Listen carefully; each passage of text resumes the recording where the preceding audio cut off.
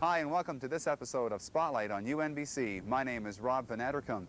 Coming up on the big show this month, highlights from Convocation, and I'll even go rock climbing with a group of UNBC students. But coming up next, some forestry news at UNBC, including the construction of a brand new forest laboratory. All that and more is coming up on this windy episode of Spotlight on UNBC for June 1998.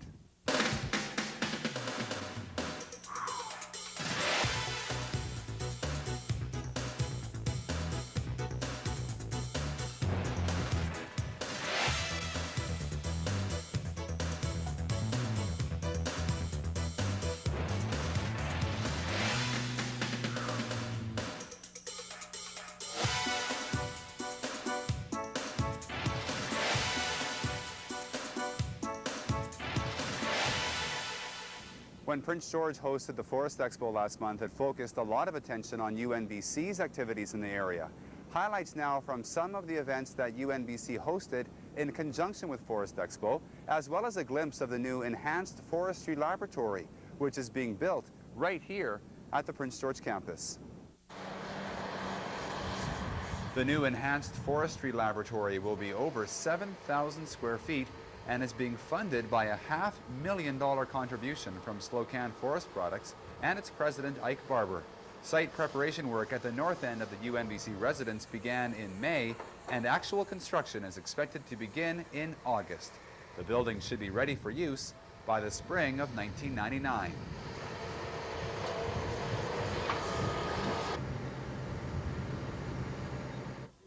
The local Forest Expo is the biggest show of its kind in the country, and it also gave a couple UNBC students the chance to strut their stuff with what they learned at school. We're doing a survey for Prince George Forest Expo, and what they're trying to do is plan for the year 2000. And so by assessing what the people attending and the exhibitors who are displaying their wares at the show feel needs to be improved, what they're really happy with, what sort of changes they'd like to make, they're planning to improve and change the show for the year 2000. The partners that I work with, the Comstar Consulting, we bid on this contract. We're UNBC students, particularly co-op students, who through the skills we've gained through the co-op jobs we've had over the last couple of years, we decided to develop our own consulting company, doing market research, research design and analysis, and also communications. A few current UNBC students, as well as a few prospective students, received FRBC bursaries during a ceremony at the Forest Expo. Renewing our forest requires change, and a change doesn't happen overnight, but we're committed to it, and if we look back, we can see that it does happen. Now, the bursary recipients that we're honoring today have shown the potential to play important roles in the future of management of BC's forests. That's why Forest Renewal supports this program, and through these bursaries, hoping to support them in achieving their goals. UNBC had a display at the Forest Expo, but also held a few related events at the Prince George campus. One of those was a Northern BC conference for the users of Geographic Information Systems technology. The GIS conference attracted about 200 delegates. One of the main drivers for GIS implementation in Canada over the last 10 years has been in natural resources management, and forestry in particular. It applies not only on the planning side of things, forest management planning, where we're trying to determine where we're going to be harvesting timber or what types of natural resources we're going to be managing for, but also it applies in how we actually report on our actual operations that we do, like our harvesting operations, our planting operations, all the silviculture activities that we do. So it's really an integrated package. The conference featured a number of displays of local GIS application. UNBC has a heavily used GIS lab at the Prince George campus, which is one of the most advanced in the province. Prince George Forest Region, which is 1/4 the size of the province, with very little of the population of the province, and you can have as good, or if not better, land-based information to manage with than what they would have in the lower mainland. The university also hosted a pair of panel presentations on major issues in forestry. One focused on the challenges of the value-added industry. You can't be all things to all customers. And that's one of the traps that I've seen in added value programs. They got about 15 main programs going on, each with their own inherent inventories, their own inherent fall downs, their own raw material challenges, and you can't do it. My view is you can't do it. I think you need to have 2 to 4, depending on the size of your plant, really focused and targeted programs, each that have their support programs. We will be making this program again one day in the future, but we're waiting for the Japanese market to return. So, thank you very much.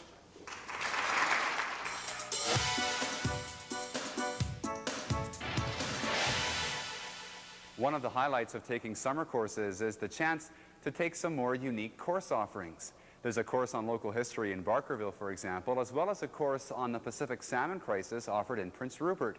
The Resource Recreation and Tourism program at UNBC also offered a few summer courses, which were designed to give students some first-hand experience of outdoor recreation.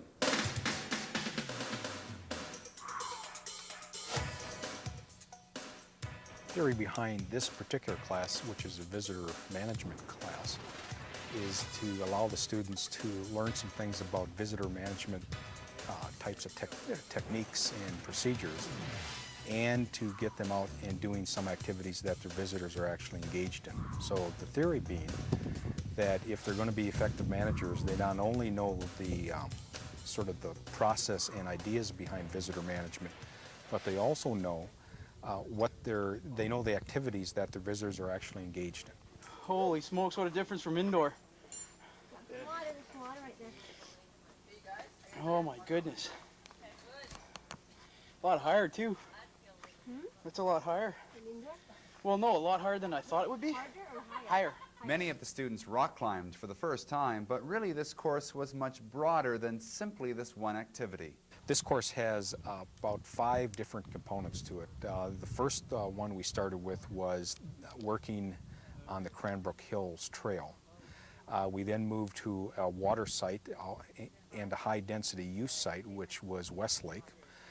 We then moved out here to Gisgombe, to the rock climbing site here. We will then move to a mountaineering site for the next couple of days, and we'll conclude with the search and rescue site. So the students will have a wide spectrum of activities and settings. And the idea behind it is that they'll not only and will not only talk about resource management as it pertains to recreation sites in terms of impact assessment, site assessment, etc., but they'll also get a chance to learn how some of these activities are actually done. I like it so far. Really intensive every day, 12, 13 hours of dedication to the class every day.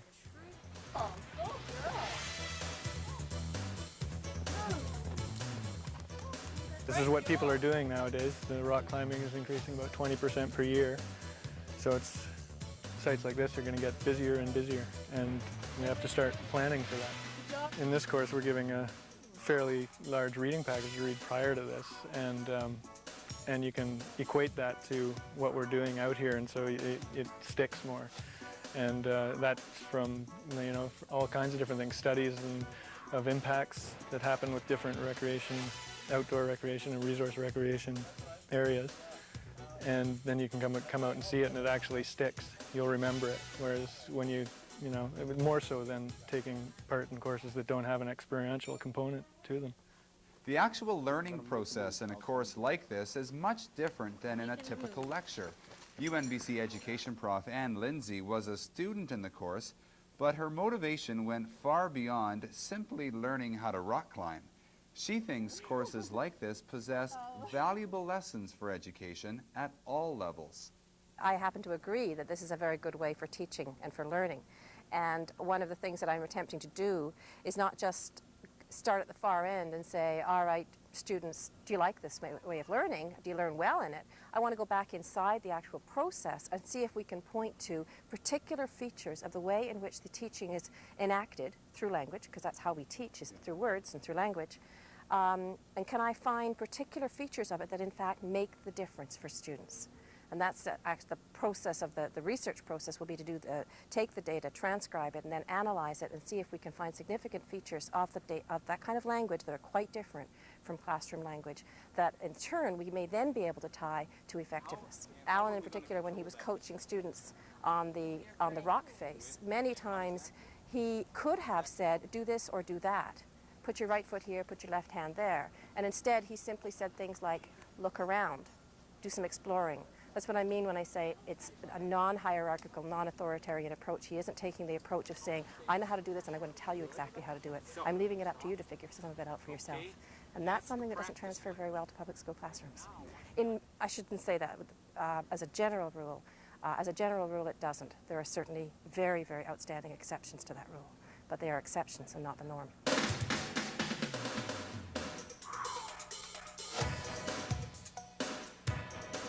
High school students with an interest in computers have a great opportunity over the summer. The UNBC Computer Science program is hosting summer camps for students at the Prince George campus. Current UNBC students will lead the sessions, which will introduce high school students to some innovative topics. It will provide an introduction to computer science for many of them, a first-hand introduction to what substance of that field really is. Hopefully I'll get the point across. The world is all computer today, and we're teaching Java, which is the newest up-to-date programming language, and it's also the programming language used for building most web pages on the internet. So learning this now and getting a good head start on it it'll definitely be great for them in future university and for job prospects. I really want to learn computer graphics here because we're already starting to do it, and that really interests me because I like art more than computers. I think it's definitely given me a solid advantage over other people because we get a hands-on experience with it. I figured the only chance I'd ever get to learn stuff like this, especially on the equipment they have here, is when I actually got to university, so it's nice to get a head start at it. Computer science is very attractive to young people because, as I sometimes say to my colleagues in other professions, with age they get better and better and more experienced, but in our field we have to keep learning very, very fast in order to not become obsolete. And so I think there is a real chance for young people. I think this is a young people's field. And I think they feel that also intuitively, even though they have not had enough exposure to see what their chances really are. But I think there is a lot of opportunity for very creative and flexible work. I definitely wish I could have had something like this when I was younger. I remember on my little computer at home sitting there pretending to learn programming languages and further concepts, and it wasn't available. You can only do so much on your own. And having everyone together here in a fun environment, it's a great way to learning extra concepts. I also think it's a really good for promoting the university. It's good for the kids to see what kind of things they will learn in university, and we've also been showing them where it takes them. We're showing some research projects that people have been working on, and so they're really getting a view of their future ahead of time. So it gives them a better chance to plan what they want to do and where they want to go, and hopefully it will promote the university. The world is all you need your university degree to get a job nowadays. So hopefully this will encourage more of them to attend. A pair of UNBC First Nations students will be attending a cultural studies conference in Finland later this month. Priscilla Lapine and Georgina Martin will learn about Aboriginal issues in other northern countries and convey their own experiences. In addition to the Finland trip, Georgina will also be visiting Russia later in the summer, and both experiences will prepare her for further study on comparing Aboriginal issues in northern countries around the world. I've learned a lot of stuff about different indigenous groups around the world through my studies at UNBC. And I believe that we can not only share our experiences, but we do have things that we can teach each other. And there are a lot of similarities with Aboriginal people in Finland, not only with our culture, but also with our geographics. The terrain is quite similar. And as I continue my studies, I'm going to be working with Greg Pelzer in the political science department, and my focus will be with the Aboriginal people in Russia. Political science students were keen participants in a national unity panel that was held at UNBC last month.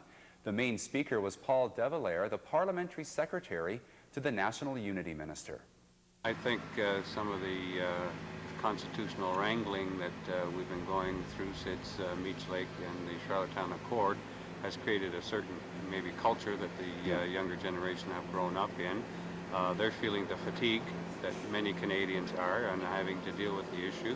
But I find it like today's conference or today's meeting, people often say we don't want to talk about national unity, but once we get engaged and once we start talking, there's a lot of emotion, there's a lot of passion that comes out, and often the meetings go on well beyond the original forecasted times.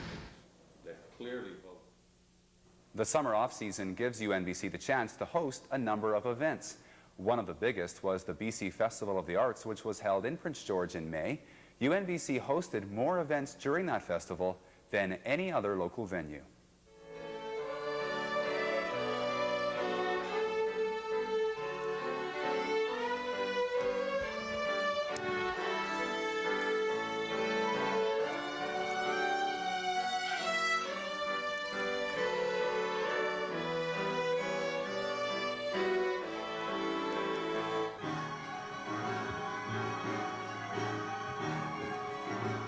The Northwood Winter Garden has been spectacular, actually, as our literary reading venue. Our program's called Otherwoods 98, and we brought in our own technical crew to set up the stage and the backdrops and everything, and to set up our sound system. But you know, just the way that people get to sit going up the stairs, and the nice high ceiling and the beautiful natural light, and the sound is fabulous. And we have a nice cash bar. And so it's been a lovely venue for us. Thank you. UNBC acquired some province-wide exposure again at the end of May when parts of the Children's Miracle Network telethon were broadcast live from the Prince George campus. Stuart joins me. We're on the campus, by the way, of the University of Northern British Columbia, and it is just a beautiful evening. Stuart Lyon is the co-chair.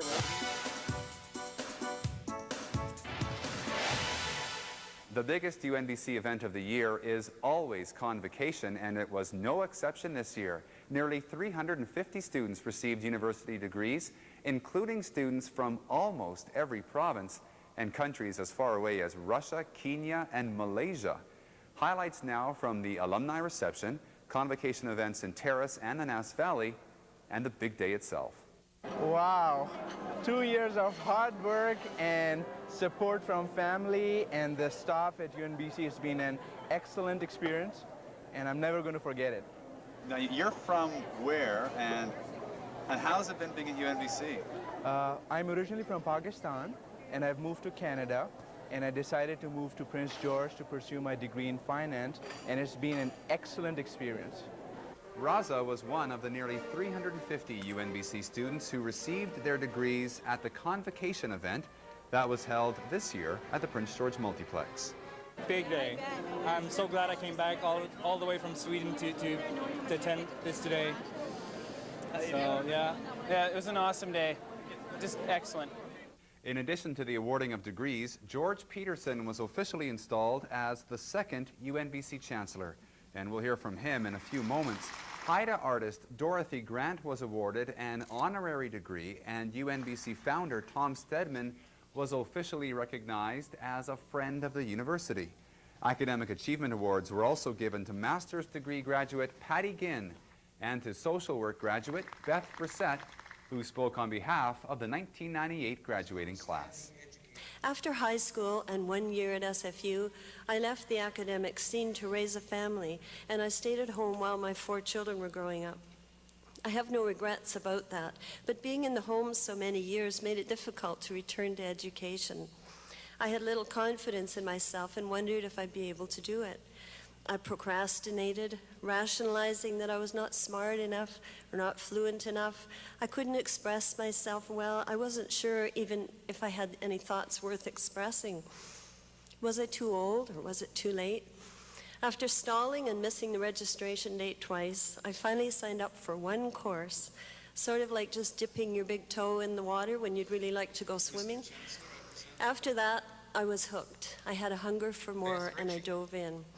More on the ceremony shortly, but the evening before Convocation, an alumni reception was held on campus. The group now numbers close to 700, and the alumni annually plant a tree on campus in honor of that year's grad class. They also recognize the Alumni of the Year, which was awarded this year to counseling grad Maria Walsh. During the morning of Convocation, the grads gathered on campus for an official class photograph and the capturing of more personal memories. Few of this year's grads have been at UNBC for as long as Brian Cole, who arrived at UNBC in August 1993 and was even interviewed for one of the very first episodes of Spotlight on UNBC. I've only been here about 2.5 weeks, and I'm sort of thinking that I could see myself staying up here. Your first year? Yeah, first year. You're looking at getting at least a degree here? Yeah. Yeah. I don't know what yet. I'm just sort of taking general courses, maybe poli-sci though, but we'll see. It's hard to say what's been different. This is my godson. That's my godson. No, it's been awesome. It's a lot different. It's actually a lot different than I expected. Back then there was, I think, 300 of us or something, and now I'm graduating with over 350 people. So it's been neat though. Prince George has been superb, and the university has been a lot of fun. But I guess more than anything, I guess I was kind of surprised as the university grew. It held on to a lot of its smaller sizes and that kind of thing, and it's been so much fun. And it feels fantastic. I love this place. I miss it a lot. I think about UNBC all the time. I'm living in Edmonton now, but nothing but fond memories. And I'm really glad. I love the people here. My psychology degree was a real treat, and maybe I'll even come back for a PhD at some point. Well, if you're accepted. If I'm accepted, yeah. UNBC students, at least to date, have been very much favored. Small classes, taught by demanding but able and enthusiastic professors, are not the norm in most Canadian universities today. The level of university financial support needed is simply not there to have such classes. But you've had favored conditions here at UNBC, and how very fortunate each of you has been. The results are clear when you visit this campus. Students who are spirited, anxious to learn, and prepared to challenge the orthodox. They are a genuine reflection of something new and vibrant on the educational scene. Those of you who are graduating today, and those of us you leave behind, must ensure that this sense of excitement never leaves UNBC. That atmosphere is also evident in UNBC's regional teaching centers. Right after Convocation, a UNBC delegation led by the new Chancellor attended graduation events in Terrace and the Nass Valley to the north, where there are grads from UNBC's partnership with the Nishka House of Learning. It's made a big difference for my own life. I don't think I'd be going to school if Wilpilhosk wasn't here. Charity Ganu was one of 2 UNBC grads from Wilpilhosk, Niska, which offers university courses right in the Nass Valley. I too have a dream with the rest of my colleagues that one day we will have many, many more receiving their degrees here. It's not too far from now. It started very small, like the way we are starting right now. And it began to grow. People began to gossip about it. I think that's what I want you, my people, and this nation, to gossip about this. ACW, gossip about it. And the rest of you that know how to gossip. It's something good. It means the survival of our people. It means that our people, once they receive, they're the recipients of the settlement that we are going to get, will be successful. What I want to be able to do someday is be able to teach the language and culture that I've learned from Bert and the other instructors, Nishka instructors that I've had. I think that's one of my major goals. I did go beyond hope from here. I went to Langley Junior Senior Secondary High School. But it was easy to come home, and it was easy to stay home. So Wilpilhosk is home. Wilpilhosk is home. And now we can nurture our own in education, and you are examples of that.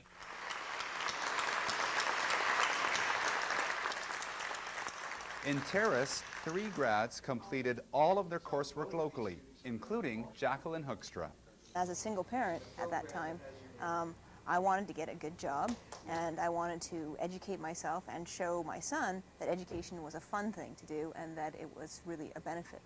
And if UNBC hadn't been doing courses through the college, maybe it's not that I wouldn't have done it, but I would have certainly delayed it, because he was really little and I had my mom looking after him, and so if I couldn't have done it here, I would have had to wait for at least 5 years before going into it. We found it really exciting. I mean, this year, compared to the years in the past, I think we have the most number of regional grads that we've ever seen. And in particular in the Peace River Liard area, I see that we have about nine graduates from Dawson Creek, Fort Nelson, and Fort St. John. So this is a big event for us.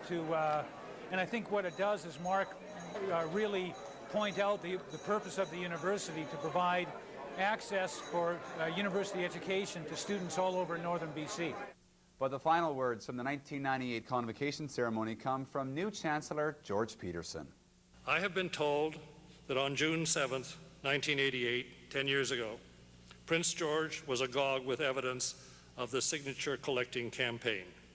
Billboards were covered, grocery bags pushed university slogans, all sorts of leaflets were distributed, the media were inundated with ads, and a lot of you were knocking on doors.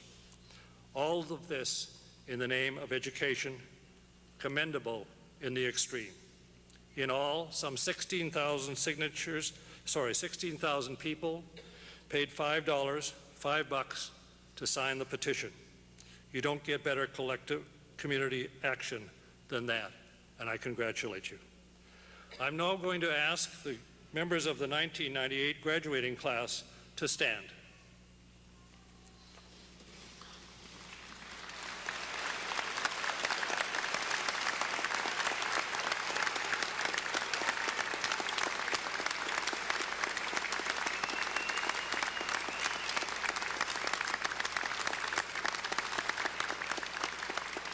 Ladies and gentlemen, I want you to take a good look at this pioneering graduating class of 1998.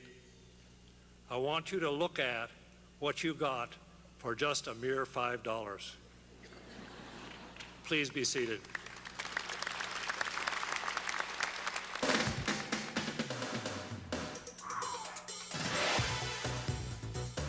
Thanks for watching this June episode of Spotlight on UNBC. As usual, there will be no new Spotlight on UNBC programs over the summer, but watch for us again in the fall for the start of the 1998-99 academic year. I'll see you then.